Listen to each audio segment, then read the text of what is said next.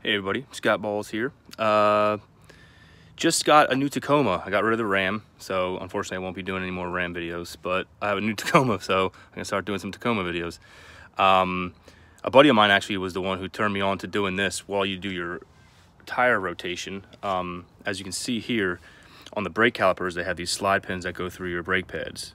This actually is a pretty awesome design because that way you just have a little bit of easier access to your brake pads if need be. They're held in with this little pin back here. So pretty much what I'm gonna do is every tire rotation, I'm gonna take these pins out, you know, obviously pull them all the way out and put a little bit of anti-seize on them and put them back in. A buddy, like the same guy who told me about this, he actually went to go do his, he had a 4Runner and same setup as the Tacoma as far as brakes go, and I think he had about 80,000 miles on it. He bought it pretty close to that, and he went to go do the pads on it, and he could not get these suckers out. They were just seized in here, especially where we live here in the East Coast. You know, all that salt and nonsense, you know, just gets all up in there and they just seize in there. So he had a hell of a time getting those out, and that, you know, something that, you know, a couple-hour job to turn into a much longer one. So, you know, I think it's just a good idea to do. A little maintenance tip there.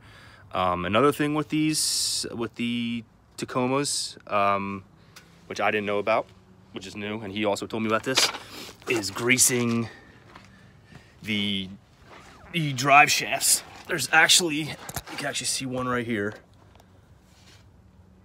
There's Zerk fittings on the drive shaft. I believe there's 8 of them between the front and the rear. There's another one here on the rear. And he was the one who told me. It was funny because he was the one who told me about it. It almost, like when you don't grease them, they end up just like binding up a little bit, and like when you're sitting at a stoplight, it almost feels like you get like rear-ended, like a tap on a rear end. And I actually felt that, and I was like, oh, I guess it's time to grease these. So there's 2 different types of grease for the different fittings. A lot of guys just use the number 2. That was all over the forums. A lot of the guys were just saying they just use number 2 on everything.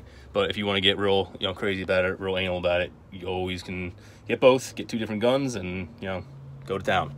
But just make sure you do it. And like, you know, probably do it every oil change. Probably be good.